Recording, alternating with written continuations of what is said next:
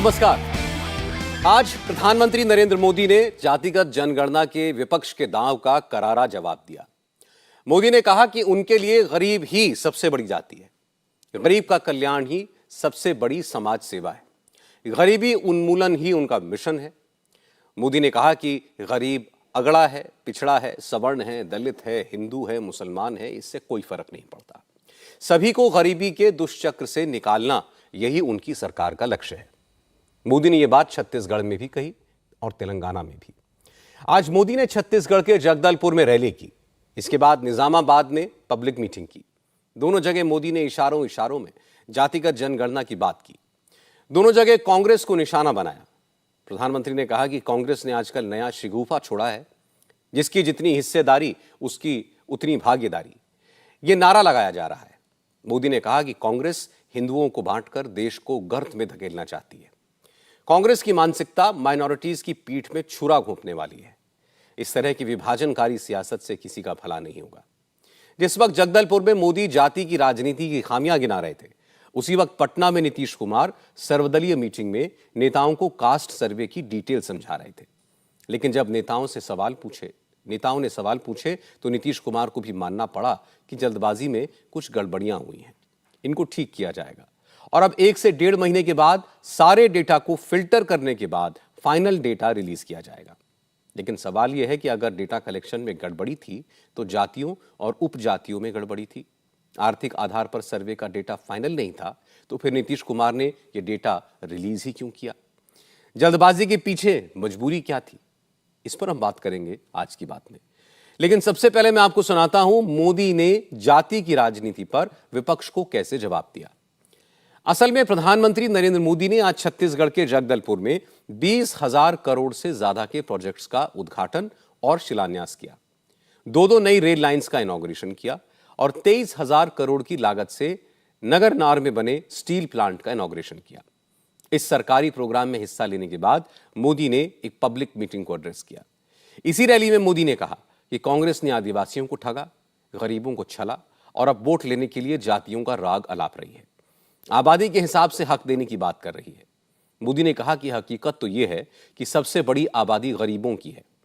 सबसे पहले गरीबों को उनका हक मिलना चाहिए।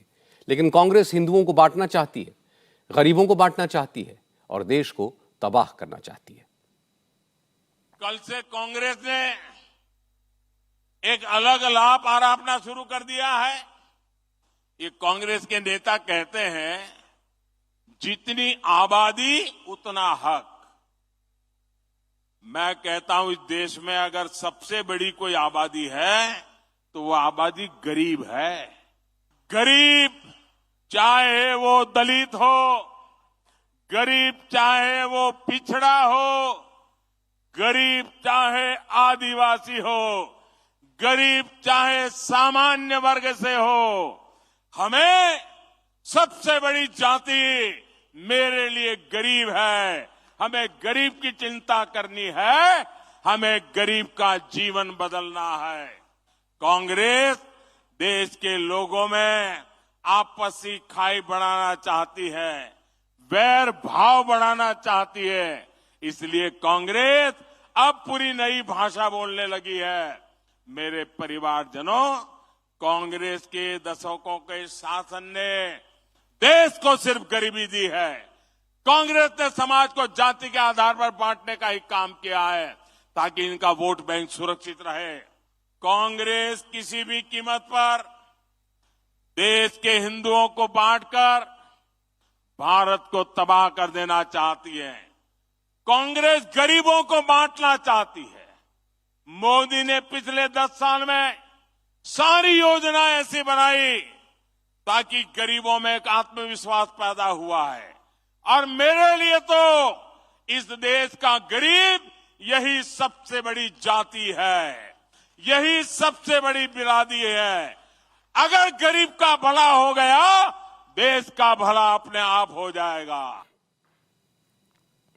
इसके बाद मोदी ने कांग्रेस के जरिए विपक्ष से वो सवाल पूछा जिसका जवाब देना विरोधी दलों के गठबंधन में शामिल पार्टियों के लिए मुश्किल हो जाएगा। मोदी ने कहा कि कांग्रेस बार बार आबादी का जिक्र कर रही है, कह रही है कि आबादी के मुताबिक अधिकार मिलेंगे, हक मिलेगा, लेकिन इस हिसाब से तो सबसे ज्यादा आबादी हिंदुओं की है। तो क्या कांग्रेस माइनॉरिटीज का हक कम करना चाहती है? क्या मुसलमानों के अधिकार कम करना चाहती है? भारत के पूर्व प्रधानमंत्री मनमोहन सिंह जी तो कहा करते थे कि देश के संसाधनों पर पहला हक माइनॉरिटी का है, अल्पसंख्यकों का है, और उसमें भी मुसलमानों का है।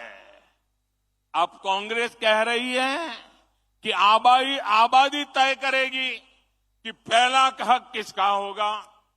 यानी क्या अब अल्पसंख्यकों का हक कांग्रेस कम करना चाहती है क्या? और आबादी के ही हिसाब से ही अब तय होने वाला है, तो पहला हक किसका होगा भाई? किसका होगा? आबादी किसकी ज्यादा है? किसका हक होगा? जरा कांग्रेस वाले स्पष्टता करें।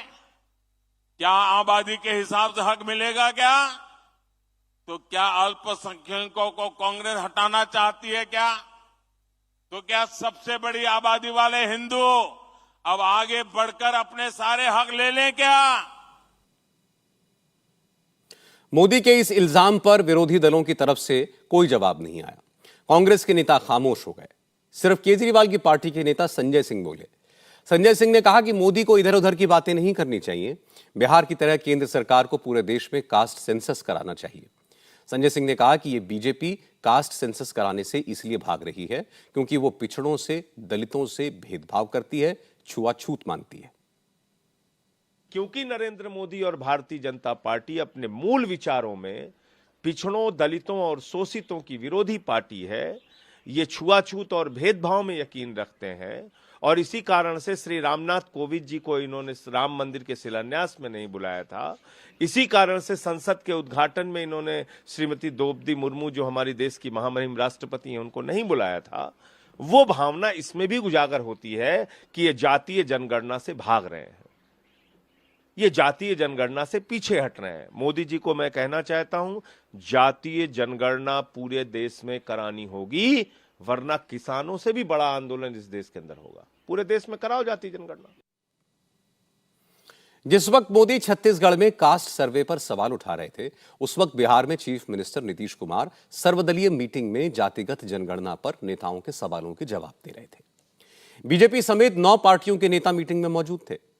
कुछ नेताओं ने सरकारी रिपोर्ट का हवाला देकर बताया कि कई उपजातियों को अलग जाति बताकर नंबर दिए गए हैं, जबकि कुछ जातियों को उपजाति बताकर छोड़ दिया गया है।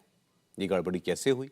कुछ नेताओं ने चीफ मिनिस्टर को बताया कि उनके पास तमाम लोगों की लिस्ट है जिनके घर में कास्ट सर्वे करने वाली टीम पहुंची ही नहीं। फिर उनका डेटा कैसे भरा गया? इन सवालों के नीतीश कुमार के पास कोई स्पेसिफिक जवाब नहीं थे। इसीलिए नीतीश कुमार को मानना पड़ा कि कास्ट सर्वे में कुछ गलतियां हुई हैं और सरकार जल्द से जल्द इन गड़बड़ियों को दूर करेगी। असल में कल बिहार सरकार की तरफ से जो आंकड़े जारी किए गए थे, उनमें जातियों के अलावा कोई ज्यादा डिटेल नहीं थी।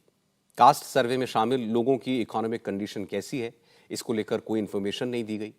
इस पर नीतीश कुमार ने कहा था कि आज होने वाली सर्वदलीय बैठक में आर्थिक आंकड़े दिए जाएंगे, लेकिन आज की मीटिंग में ऐसा कुछ नहीं हुआ। जब मीटिंग में शामिल नेताओं ने इसे लेकर सवाल उठाया तो मुख्यमंत्री ने कहा कि डेटा को फिल्टर करने में 1 से 1.5 महीना और लग जाएगा।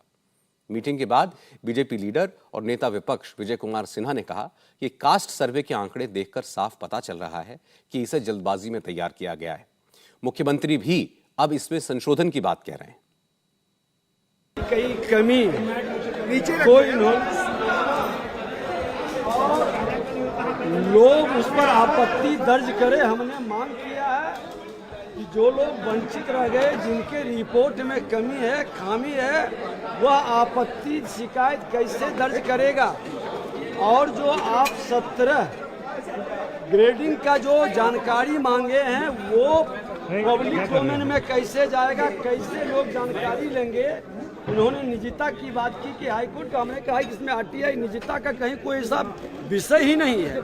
ये सारे चीज को आप सुधारें। जो कमी रह गई है, आपने भी स्वीकार किया कि ये कमी है, उसको संशोधन करें। हड़बड़ी में कई गड़बड़ी रह जाती है। हमने तो समर्थन और सपोर्ट किया है और हम गरीबों के उत्थान के लिए चाहते हैं कि उसका विकास हो, और गरीब के कल्याण के लिए हमारे प्रधानमंत्री जी भी काफ़ी इच्छुक रहते हैं। मैं तो पूरे तरह से समर्थन किया था, लेकिन जो कमी खामी है, जो इससे गरीब वंचित रह जाएंगे, भटकाव की वातावरण बनेगा, उसको सुधार करें। इकोनॉमिक रिपोर्ट की बात हुई अभी इकोनॉमिक हमने कहा है कि एक साथ रिपोर्ट जारी करना चाहिए और एक साथ ये इसको देना चाहिए। हड़बड़ी में ये व्यवस्था नहीं होनी चाहिए। और अभी क्या उन्होंने कहे हैं कि 1.5 महीने के बाद इसको हम कास्ट सर्वे के जो डेटा कल आए उसमें क्या क्या संशोधन होने वाले हैं, इसे लेकर थोड़ी डिटेल में जानकारी दी सीपीआई के नेता सूर्यकांत पासवान ने। उन्होंने कहा कि मीटिंग में कुछ नेताओं ने मुसहर और भूइयां जातियों को एक ही कोड में रखने को कहा। इसी तरह मल्लाह जाति और उपजातियों के आंकड़ों पर भी बात हुई, जिस पर मुख्यमंत्री नीतीश कुमार तैयार हो गए।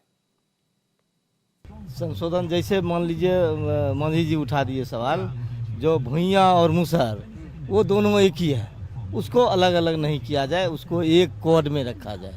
तो इसका संशोधन हो, उसका संशोधन के लिए उसके बाद मलाह के लिए भी हुआ। कई तरह के उपजातियाँ हैं। मलाह वाला जो माननीय सहनी जी भाजपा के थे उन्होंने उठाया, जो सहनी में भी कई उपजातियाँ हैं, उसको भी एक जगह किया जाए, ऐसे तो प्रयास किया गया है। लेकिन कुछ थोड़ा बहुत कुछ उठा है, तो उसको संशोधन के लिए माननीय मुख्यमंत्री नहीं, कोई आपत्ति नहीं। उन्होंने भी कहा कि कुछ संशोधन की आवश्यकता है। माननीय मुख्यमंत्री ने कहा ठीक है, कुछ संशोधन नहीं संशोधन के लिए, कुछ थोड़ा बहुत संशोधन के लिए वो प्रयास किया जाएगा। माननीय मुख्यमंत्री भी एक्सेप्ट किए। काम के दरमियान हो सकता है कुछ भूल हुई होगी। इस ऑल पार्टी मीटिंग में ओवैसी की पार्टी AIMIM ने अलग राह पकड़ी। ओवैसी की पार्टी की विधायक अख्तरुल ईमान ने नीतीश कुमार से कहा कि जब कास्ट सर्वे हो ही गया है, आबादी में सभी वर्गों की हिस्सेदारी का पता लग गया है, तो फिर दलितों और पिछड़ों को आबादी के हिसाब से रिजर्वेशन भी देना चाहिए। अख्तरुल ईमान ने बताया कि नीतीश कुमार ने उनकी बात का गोलमोल जवाब दिया। कहा कि इस पर भविष्य में जो भी फैसला होगा उसमें सभी पार्टियों की राय ली जाएगी। MIM का साफ स्टैंड है, जिसको मैंने वजाहत की है। हाँ, नहीं, इस सिलसिले में सीएम ने, डिप्टी सीएम ने कोई बयान नहीं दिया है, लेकिन MIM का स्टैंड है कि आपने सारा कुछ कराया है। इसीलिए कराया है, पैथोलॉजिकल रिपोर्ट इसलिए है कि बीमारों को दवा दी जाए। पैथोलॉजी की रिपोर्ट आ गई और अगर दवा नहीं दी जाए तो मैं समझता हूं कि मरीज के साथ धोखा होगा। इसलिए जो अगर समय मांग रहे हैं तो अच्छी बात है, लेकिन आने वाले दिनों में हमारा मुतालबा है, पार्टी का मुतालबा है, देश के पिछड़ों का, अति पिछड़ों का मुतालबा है, SC और ST का मुतालबा है। आबादी बढ़ी है तो रिजर्वेशन का साइज बढ़ना चाहिए, और साथ ही जिस कम्युनिटी की जितनी आबादी है OBC में, उनका कंपार्टमेंट तय होना चाहिए। इंटरेस्टिंग बात यह है कि बिहार कांग्रेस के कुछ नेताओं ने कास्ट सर्वे की ऑथेंटिसिटी पर ही सवाल उठा दिए। नीतीश कुमार की सरकार में शामिल कांग्रेस के नेता अनिल शर्मा ने इसे मैनिपुलेटेड सर्वे बताया। बिहार कांग्रेस के पूर्व अध्यक्ष अनिल शर्मा ने कहा कि 2011 की जनगणना में बिहार की आबादी 10 करोड़ थी, तब सवर्णों की संख्या 17% थी। लेकिन 2023 में नीतीश कुमार ने जातीय गणना के जो आंकड़े जारी किए, उनमें सवर्णों की आबादी घटकर सिर्फ 11% है। 10 साल में सवर्णों की आबादी 6% कम कैसे हो सकती है? इसके बाद अनिल शर्मा ने कहा कि अगर कास्ट सर्वे को सही मान लिया जाए तो आबादी के हिसाब से अति पिछड़ा, अनुसूचित जाति और मुसलमानों को सत्ता में भागीदारी भी मिलनी चाहिए। नीतीश कुमार को अब इन वर्गों से एक एक नेता को डिप्टी चीफ मिनिस्टर बनाना चाहिए। 2011 के जनगणना में बिहार में जब 10 करोड़ के आसपास आबादी थी, तब तो सवर्ण जातियों की आबादी लगभग 17% थी। और अभी जो 2023 में नीतीश कुमार जी की सरकार ने जो जातीय जनगणना की रिपोर्ट प्रकाशित किया है, उसमें कुल मिलाकर सवर्ण जातियों की संख्या लगभग 11% तक सिमट गई है, जिससे मुझे लगता है कि निश्चित रूप से यह जो जनगणना हुई है वह जनगणना फेयर नहीं है। तो मुझे लगता है कि निश्चित रूप से यह एक मैनिपुलेटेड जनसंख्या की रिपोर्ट है, जिस पर सरकार को पुनर्विचार करना चाहिए। वैसे इस जनसंख्या के आधार पर ही चारों तरफ से ये मांगे हो रही हैं कि जिसकी जितनी संख्या भारी उसकी उतनी हिस्सेदारी।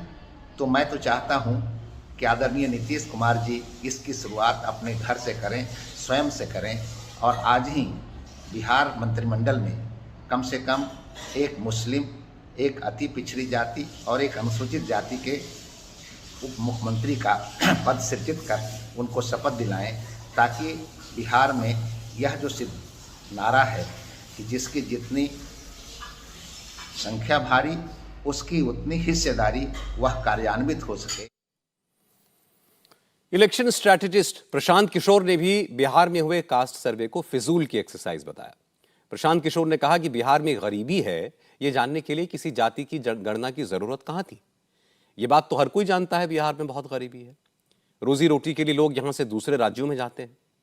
प्रशांत किशोर ने कहा कि बिहार में किसी भी दलित टोले और मुस्लिम टोले में जाकर देख लीजिए, गरीबी नजर आ जाएगी।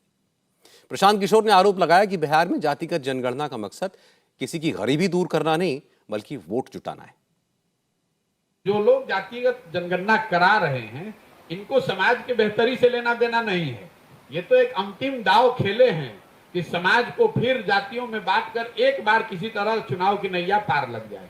भाई, जातिगत जनगणना पहले तो आप 18 साल से सत्ता में हैं, आज क्यों जातिगत जनगणना करा रहे? 18 साल से आपको याद नहीं आ रहा था? दूसरी बात, अगर जातिगत जनगणना आप करा रहे हैं, जनगणना आपके विषय का, राज्य सरकार का विषय ही नहीं है। आप जनगणना नहीं करा रहे हैं, आप सर्वे करा रहे हैं। सर्वे करा रहे हैं। जनगणना तो केंद्र सरकार का विषय है, और सर्वे और जनगणना में जमीन आसमान का फर्क है, क्योंकि सर्वे का कोई लीगल सैंक्टिटी नहीं है। इस बात को कभी सरकार ने स्पष्टता से नहीं बताया कि सर्वे का जो रिजल्ट आएगा उसकी मान्यता क्या होगी। उसकी मान्यता तो कुछ है नहीं, कुछ जानकारी। तो सर्वे तो राज्य सरकार कभी भी करा सकती है, और अगर मान लीजिए आपने करा भी लिया, अगर उसको लीगल सैंक्टिटी मिल भी गई, तो जातियों की जनगणना होने मात्र से लोगों की जिंदगी तो सुधरेगी नहीं।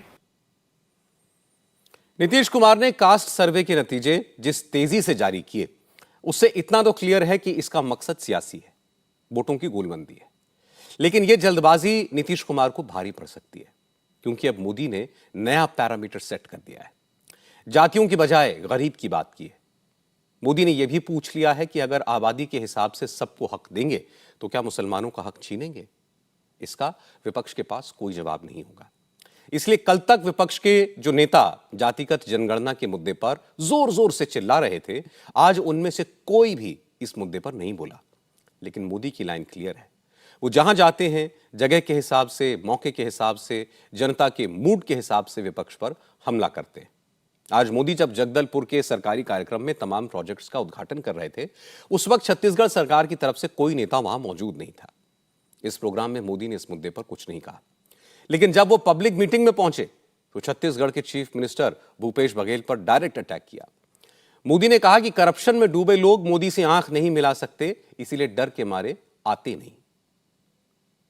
इतना बड़ा कार्यक्रम अभी सरकार का था, छत्तीसगढ़ सरकार का एक भी मंत्री भी नहीं आया, मुख्यमंत्री भी नहीं, उप मुख्यमंत्री भी नहीं। आप कहिए भैया, आपकी भलाई के काम में ये सरकार ने आना चाहिए कि नहीं आना चाहिए? आना चाहिए कि नहीं आना चाहिए? ये आपका अगर भला चाहते हैं तो वहां आकर के बैठना चाहिए कि नहीं बैठना चाहिए? नहीं आते हैं। इसके दो कारण है। एक, उनको सरकार जाने की इतनी चिंता है कि उनके पास यहां आने के लिए समय ही नहीं है, सरकार बचाने में लगे हैं। और दूसरा कारण है, ये मोदी है।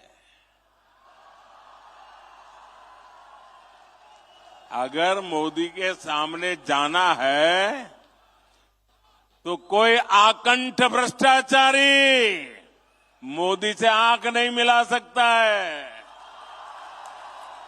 और इसलिए वो आने से डरते हैं, भाग जाते हैं। इसके बाद मोदी ने स्टील प्लांट का जिक्र किया, जिसका उन्होंने आज इनॉग्रेशन किया है। मोदी ने कहा कि कुछ लोग स्टील प्लांट को लेकर झूठ फैला रहे हैं, उसे लूट का जरिया बनाना चाहते हैं, लेकिन मोदी के रहते ऐसा होगा नहीं। ये झूठी बातें फैलाकर ये स्टील प्लांट को भी हड़पना चाहते हैं। इस स्टील प्लांट को भी कांग्रेस ही अपने बच्चों, अपने रिश्तेदारों की तिजोरी भरने का माध्यम बनाना चाहते हैं। लेकिन मेरे बस्तर के भाइयों बहनों, ये मोदी की गारंटी है, ये मोदी नहीं होने देगा। मोदी इसका मालिक नहीं है, मोदी इसका मालिक नहीं है, और नहीं कोई दूसरा नेता, कोई कांग्रेसी को मैं इसका मालिक बनने देने वाला हूं। मेरी इस बात के समर्थन में अपने मोबाइल की फ्लैश लाइट चालू करी, शाबाश, देखिए वाह, दूर दूर तक शाबाश, ये ताकत है, वाह, देखिए ये मीडिया वाले आपकी फोटो निकाल रहे हैं, देखिए ये समर्थन है, ये स्टील प्लांट के लिए समर्थन है। कैसा झूठ बोलते थे, और ईमानदारी देखिए, ये सच्चाई यहां देखिए। भूपेश बघेल भले ही मोदी के सरकारी प्रोग्राम में नहीं आए, लेकिन प्रधानमंत्री के भाषण पर उनकी नजर पूरी थी। इसलिए जैसे ही मोदी की पब्लिक मीटिंग खत्म हुई, भूपेश बघेल का रिएक्शन आ गया। भूपेश बघेल ने कहा कि मोदी स्टील प्लांट को लेकर झूठ बोल रहे हैं। स्टील प्लांट के लिए जमीन छत्तीसगढ़ सरकार ने दी है।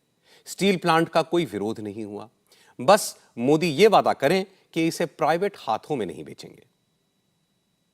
हाँ भाई, मोदी जी डरते हैं क्योंकि सबको जेल में डालने का, पत्रकारों तक के जेल में डाल देते हैं, तो फिर तो बचत लोग तो डरेंगे।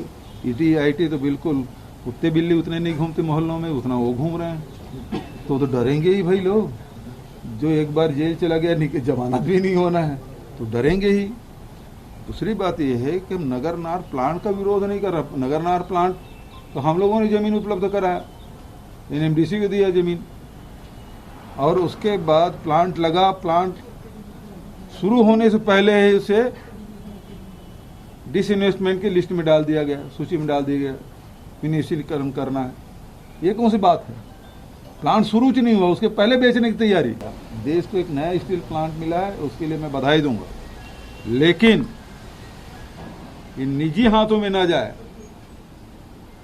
ये मैं आश्वासन चाहता हूं, और इसी का विरोध है। और इसमें जब तक रोक नहीं लगेगी, तब तक लड़ाई लड़ते रहेंगे। मोदी ने आज कांग्रेस पर एक और इल्जाम लगाया। उन्होंने कहा कि कांग्रेस में परिवारवाद सिर्फ पार्टी में नहीं चलता, कांग्रेस के नेता सरकारी नौकरियों में भी अपने बच्चों को सेट करते हैं। पब्लिक सर्विस कमीशन की भर्ती में करप्शन हुआ। मोदी ने कहा कि जब बीजेपी की सरकार बनेगी तो सबकी जांच होगी। करप्शन करने वाले, नौजवानों का हक मारने वाले जेल जाएंगे। कांग्रेस के नेताओं ने पीसीएस भर्तियों में अपने बच्चों, अपने रिश्तेदारों को सेट कर दिया, किया कि नहीं किया? चारों तरफ लूट मचाई नहीं मचाई? इनकी पार्टी तो राजनीति में भी अपने ही बच्चों को सेट करती है और नौकरियों में भी यही करती है। छत्तीसगढ़ के लाखों परिवारों, आदिवासी, पिछड़े परिवार के बच्चों से कांग्रेस ने नौकरियां छीन ली है, आपका अधिकार छीन लिया है। ये कांग्रेस ने लोकतंत्र को लूट तंत्र बनाया है और प्रजातंत्र को परिवार तंत्र बना दिया है। भाजपा सरकार बनते ही पीसीएस घोटाले की जांच होगी। गुनहगार भी कितना ही ताकतवर हो, मोदी उसको जेल में डाल करके ही रहेगा। भूपेश बघेल ने मोदी के इस इल्जाम का भी जवाब दिया।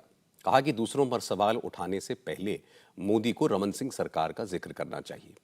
पब्लिक सर्विस कमीशन में उनकी सरकार में गड़बड़ी हुई थी, अभी तक उसकी जांच क्यों नहीं करवाई गई? पीएससी में रमन सिंह के शासनकाल में गड़बड़ियां हुई थी, उसमें तो कार्रवाई कर ले। पहले वर्षा डोंगरे ने जो कोर्ट में फाइल किया था, क्यों सुप्रीम कोर्ट गए? और मैं तो यहां कह रहा हूं कि आरोपी है बताएं, प्रधानमंत्री जी धमतरी में आके उन्होंने कहा था 2014 में सरकार बनते ही 15 दिन के भीतर में जीरम घाटी जो आरोपी हैं, अपराधी हैं, वो जेल के शिक्षों में होंगे, उसके पीछे होंगे, ये उन्होंने कहा था।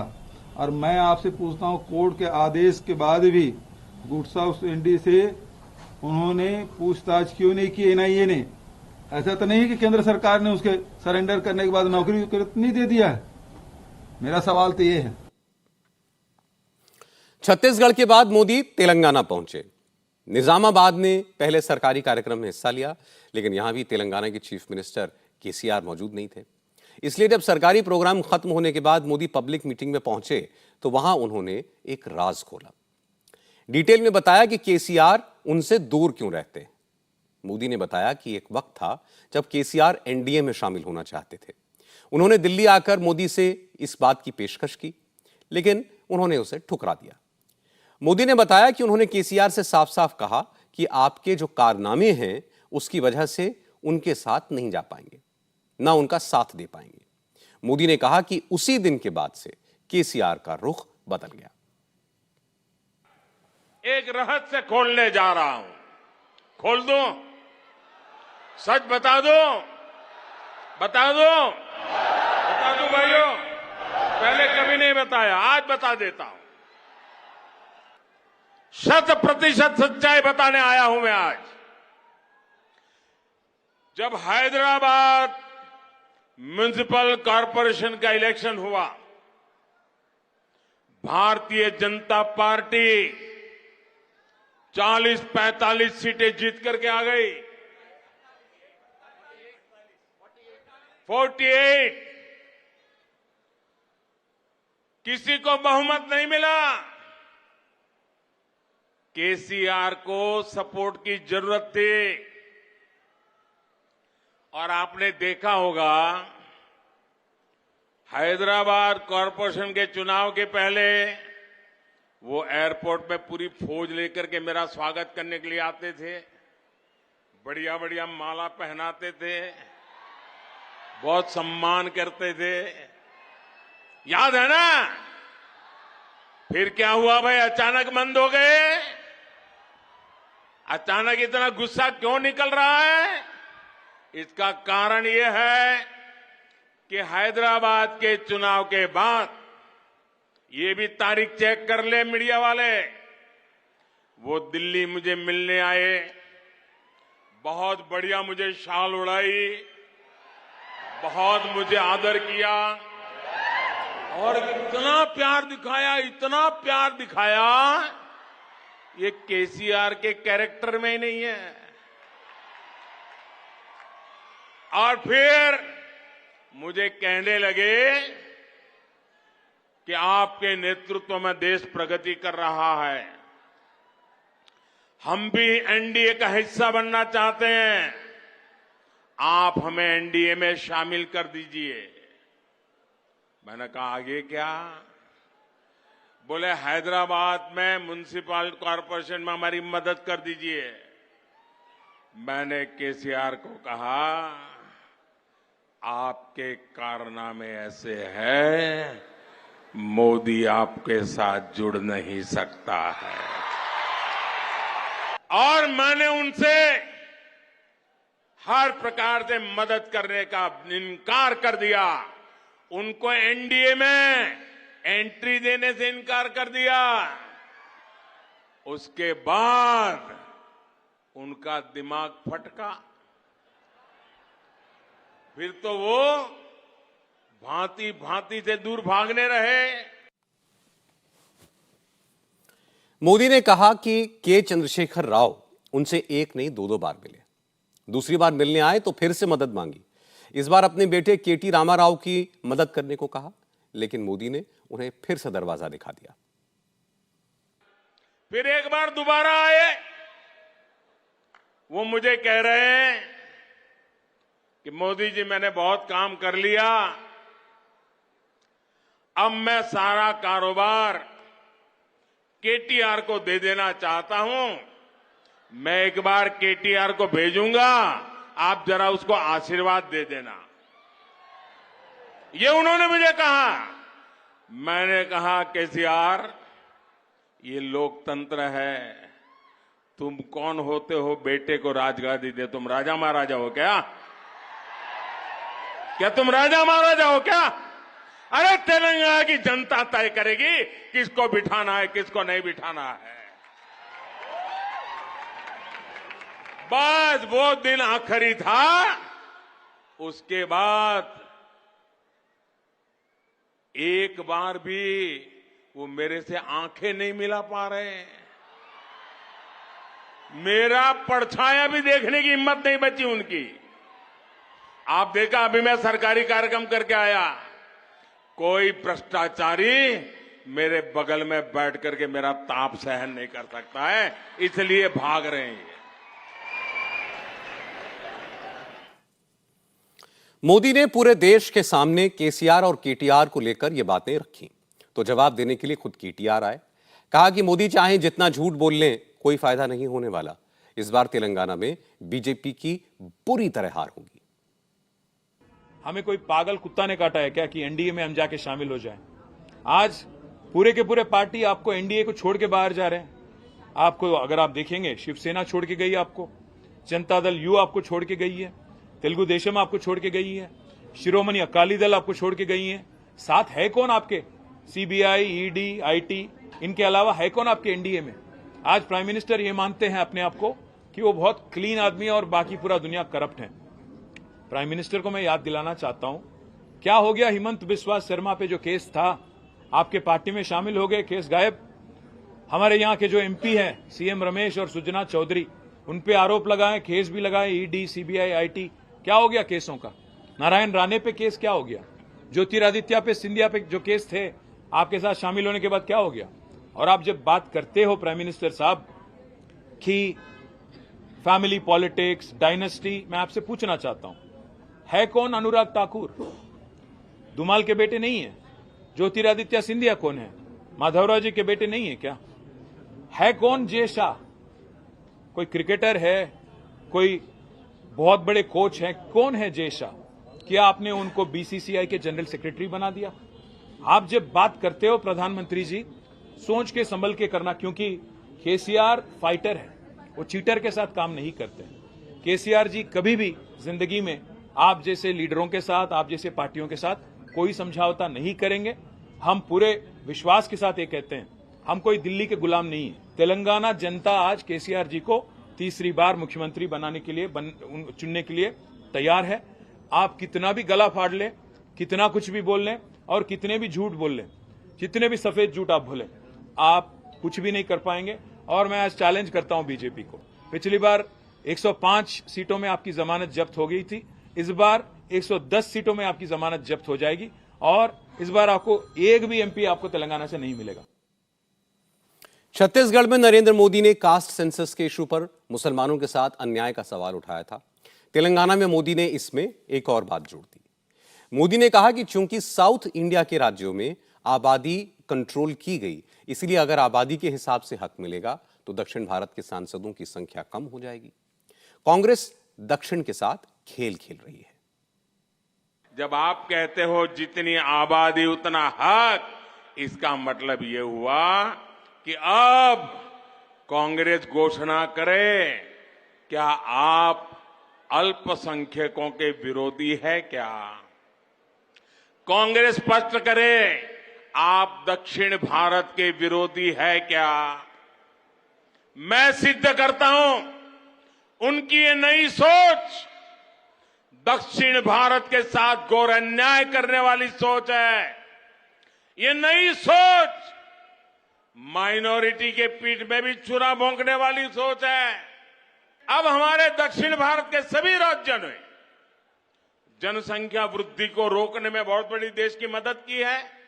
अब कांग्रेस का नारा ऐसा है कि जिसकी जितनी आबादी उतना उसका हक। इसका मतलब अब कांग्रेस दक्षिण भारत के संसद सदस्यों की संख्या कम करने का नाटक करने जा रही है। मैं कांग्रेस के नेताओं को साफ कहता हूं, देश को मूर्ख मत बनाओ, स्पष्ट करो क्या कारण है दक्षिण भारत के राज्यों को अन्याय करने के खेल खेले जा रहे हैं। और इंडी गठबंधन के दूसरे दलों से भी मैं कहूंगा, हिम्मत है तो जरा कांग्रेस से पूछिए कि वो किस रास्ते पर जा रही है। दरअसल बीजेपी चाहती है कि तेलंगाना की इलेक्शन फाइट को ट्रायंगुलर की बजाय बाइपोलर कर दिया जाए। फिलहाल तेलंगाना में चुनावी मुकाबला बीजेपी, कांग्रेस और बीआरएस एमआईएम गठबंधन के बीच होता है, लेकिन राज्य में जो पिछले कुछ उपचुनाव हुए हैं उनमें मुकाबला बीजेपी और बीआरएस के बीच हो रहा है। कांग्रेस की कई जगह जमानत जब्त हो रही है। ऐसे में अब बीजेपी कोशिश कर रही है कि कांग्रेस को मुकाबले से बाहर किया जाए। तेलंगाना में मुस्लिम आबादी करीब 12% है। हैदराबाद शहर की 24 सीटों पर तो मुसलमान निर्णायक भूमिका निभाते हैं। लेकिन अगर कांग्रेस मुकाबले से बाहर होती है और मुसलमानों का वोट बीआरएस एमआईएम गठबंधन की तरफ जाता है तो बीजेपी ये उम्मीद करेगी कि इसके खिलाफ काउंटर पोलराइजेशन भी हो। टी राजा सिंह जैसे नेता इस तरह की मुहिम में लगे ही हैं, यानी लोकल लीडर पोलराइजेशन की कोशिश करें और प्रधानमंत्री मोदी विकास के नाम पर वोट मांगे। अब बात करते हैं पंजाब की राजनीति की। पंजाब में आम आदमी पार्टी और कांग्रेस के बीच तल्खी बढ़ती जा रही है। कांग्रेस विधायक सुखपाल सिंह खेड़ा की गिरफ्तारी के मुद्दे पर दोनों पार्टियों के नेता आमने सामने हैं। आज पंजाब कांग्रेस के पूर्व अध्यक्ष प्रताप सिंह बाजवा ने अरविंद केजरीवाल को टर्माइट यानी दीमक बता दिया। बाजवा ने कहा कि केजरीवाल उस दीमक की तरह है जो अच्छी खासी लकड़ी को बर्बाद कर देता है। केजरीवाल भी कांग्रेस के साथ घुन की तरह चिपकने की कोशिश कर रहे हैं। प्रताप सिंह बाजवा ने पूछा कि सुखपाल सिंह खेड़ा कुछ साल पहले तक आम आदमी पार्टी के एमएलए थे, उन्हें नेता विपक्ष भी बनाया गया था, लेकिन अब वो कांग्रेस में है तो केजरीवाल उन्हें ड्रग्स का सौदागर बता रहे हैं। बाजवा ने कहा कि केजरीवाल दोहरे चरित्र वाले नेता हैं, कांग्रेस को उनसे कोई अलायंस नहीं रखना चाहिए। ये केजरीवाल साहब ऐसे जुड़े हुए हैं जैसे अच्छी लकड़ को स्योंक जुड़ी होती, जैसे दीमक जुड़ी होती है ना, दीमक अच्छी लकड़ को उसकी भी बर्बादी कर देते हैं, खुद तो ये बर्बाद होते ही। तो दीमक की तरह ये कांग्रेस की लकड़ी को लगे हुए हैं। साथ में वही बात मैंने कही कि बगल में छुरियां मारने के एक्सपर्ट हैं। ये कहना क्या करना क्या, बेसिकली ये फ्रॉड है सारा। ये अपना जिसको कहते हैं कि हम इंडिया अलायंस में पार्टनर लेना चाहते हैं, उनको बदनाम करने की साजिश। इसीलिए हम कहते हैं कि इनको बिल्कुल इनके साथ कोई रिश्ता नहीं होना चाहिए, क्योंकि ये मुंह में राम राम, बगल में छुरी इनके पास। इनसे आप कोई फेथ नहीं कर सकते। और ये देखिए सबसे डबल फेस्ड आदमी यही वो आदमी है केजरीवाल, जिसने पहले एक अकाली लीडर पर ड्रग्स का चार्ज लगाया और फिर जब वो मानहानि दावे में गया अकाली लीडर, इसने फिर लिखती माफी उससे मांगी। इसकी बात पर या भगवंत मान की बात पर क्या पंजाब के लोग विश्वास कर सकते हैं? सेम भगवंत मान का इसने कराया जब रैली में इन्होंने अपने माता को उनके सर पर हाथ रखकर इलेक्शन से पहले ये बात कही कि आज के बाद मैं कोई नशे की वर्तों नहीं करूंगा, उसके बाद दुर्वर्तन हुई। तो ये लोगों को क्या हम फेथ कर सकते हैं? पंजाब में आम आदमी पार्टी और कांग्रेस के लोकल लीडर एक दूसरे से भिड़े हुए हैं। दोनों पार्टियों के नेताओं में जमकर बयानबाजी हो रही है, लेकिन दोनों पार्टियों के नेशनल लेवल लीडर्स फिलहाल खामोश हैं। राहुल गांधी 2 दिन से पंजाब में ही हैं, लेकिन उन्होंने कोई सियासी बयान नहीं दिया। राहुल गांधी 2 दिन से अमृतसर में स्वर्ण मंदिर में सेवा कर रहे हैं। कल उन्होंने स्वर्ण मंदिर में बर्तन साफ किए और रोटियां बेली। आज सुबह राहुल गांधी ने पालकी सेवा की और शाम को शू स्टैंड पर काम किया। इस दौरान राहुल गांधी न तो किसी कांग्रेस नेता से मिले, ना उन्होंने कोई राजनीतिक बयानबाजी की।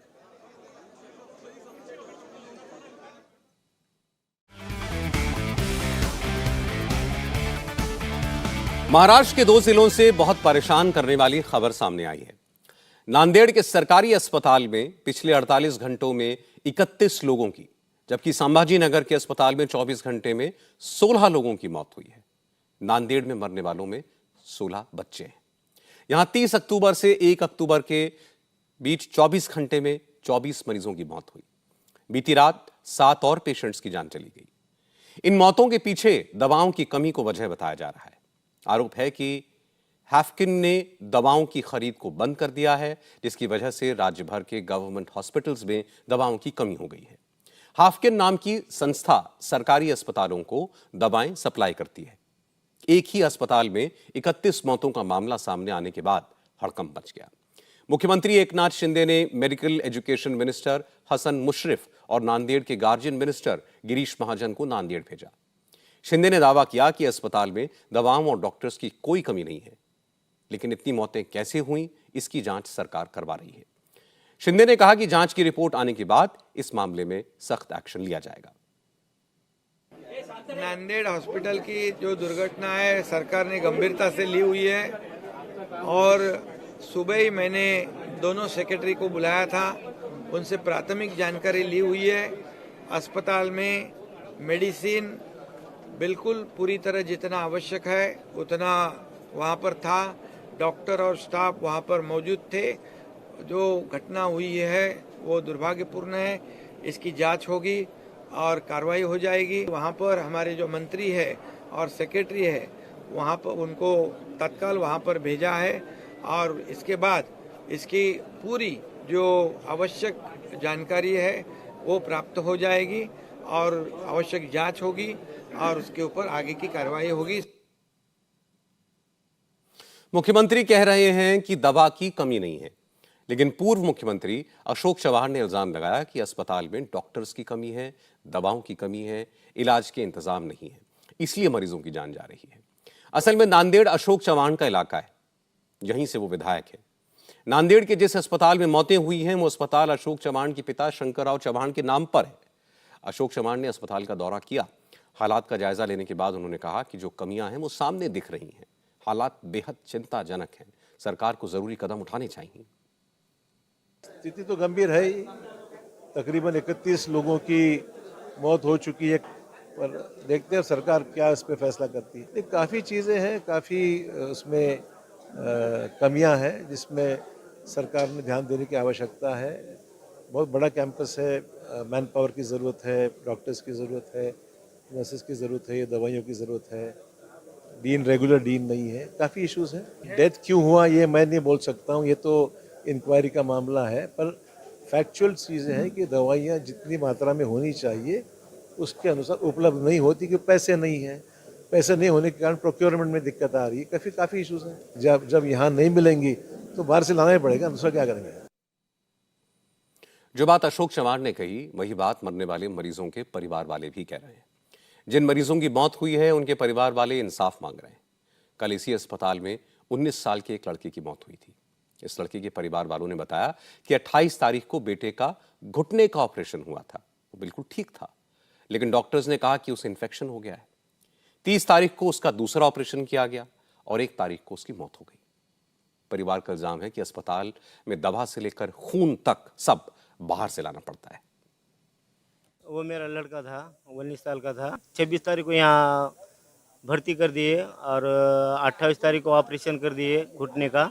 फिर बाद में अच्छा हो गया था लड़का, फिर बाद में बोले वो वायरस घुस गया। हाँ, और डबल ऑपरेशन 30 तारीख को कर दिया उन्हें। वो बोले वायरस की वजह से वो बोले कि उसको रिएक्शन हो गया, वायरस हो उसके अंदर चला गया, उसका ऑपरेशन करना पड़ेगा, अगर नहीं ऑपरेशन नहीं किया तो वो चला जाएगा, ऐसे बोल रहे थे।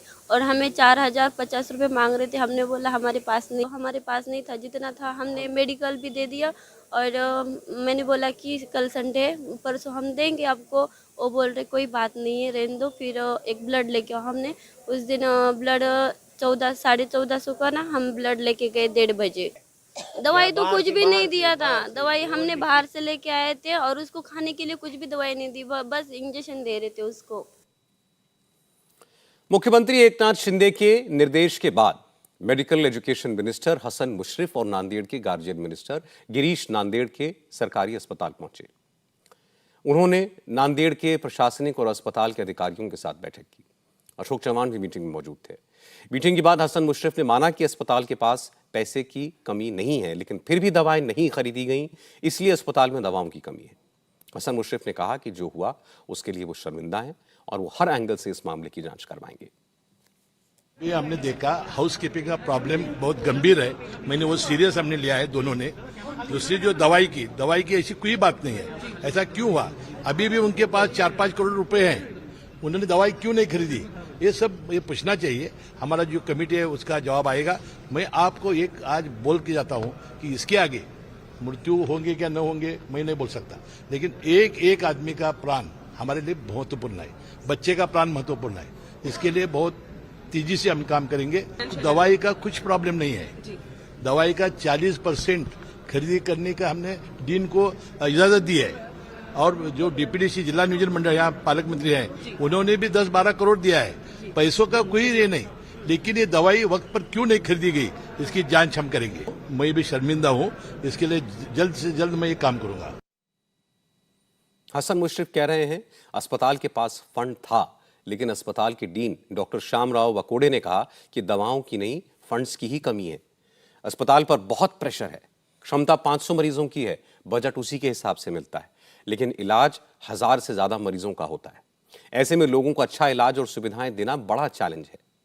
इसके बाद डॉक्टर वकोड़े ने मौतों के बारे में भी सफाई दी। उन्होंने कहा कि मरने वाले क्रिटिकल पेशेंट्स थे, ज्यादातर मरीज ऐसे थे जिन्हें क्रिटिकल कंडीशन में दूसरे अस्पतालों से रेफर करके लाया गया था। डॉक्टर्स ने पेशेंट्स को बचाने की पूरी कोशिश की, लेकिन उन्हें बचा नहीं पाए।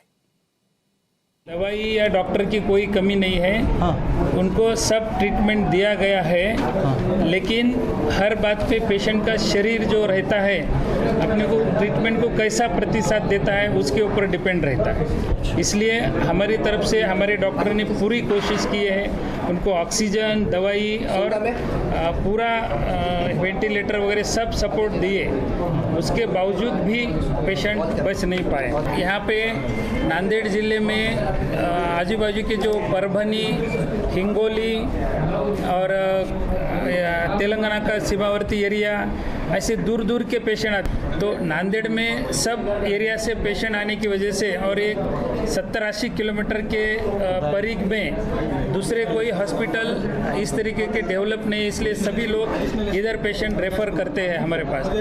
दूसरा, जो कोई पेशेंट सीरियस कंडीशन में बाहर प्राइवेट हॉस्पिटल में जो एडमिट होते हैं उनको भी कैसा है कि आज आप देखते हैं कि गरीबी के हाल में बाहर प्राइवेट की ट्रीटमेंट कुछ लोगों को परवड़ती नहीं है, लेकिन पूरा सीरियस पेशेंट के लिए शॉर्टेज नहीं है।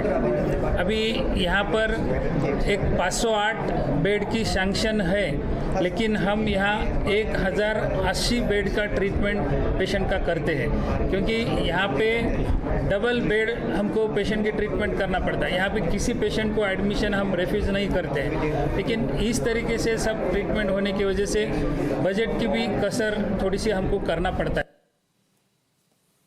नांदेड़ में मरीजों की मौत के मामले के बीच में ही संभाजी नगर के सरकारी अस्पताल से भी ऐसी ही खबर आई।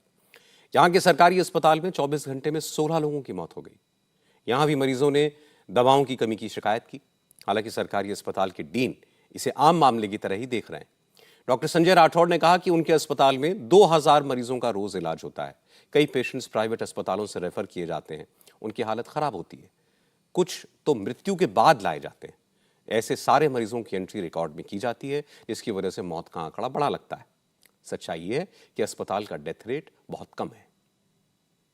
नंबर ऑफ पेशेंट जब ज़्यादा होंगे तो ये आपको जो प्राइमा फेसी दिखता है 8 डेथ हो गए, 10 डेथ हो गए, लेकिन आप ये भी तो देखिए ना 2000 पेशेंट मेरे पास ट्रीटमेंट में है, और जो वो पेशेंट है जो बाहर के खाजगी अस्पताल में या किसी अस्पताल में ट्रीटमेंट लेके आखिर में फिर टर्मिनल स्टेजेस में हो गए, कॉम्प्लिकेट हो गए, वो मेरे पास आए हैं, उनका मैं ट्रीटमेंट कर रहा हूँ। और पॉइजनिंग के पेशेंट हैं, एमएलसी होने के जो डायरेक्ट मेरे पास आते हैं, रोड ट्रैफिक का एक्सीडेंट है, रोड ट्रैफिक के अनकॉन्शियस पेशेंट डायरेक्ट आते हैं, हम उसको एडमिट करते हैं, वेंटिलेट करते हैं और डेथ होता है।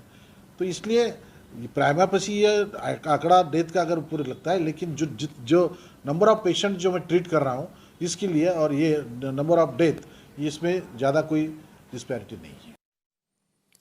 नांदेड़ और उसके बाद संभाजी नगर में मरीजों की मौत से महाराष्ट्र की सियासत गरमा गई।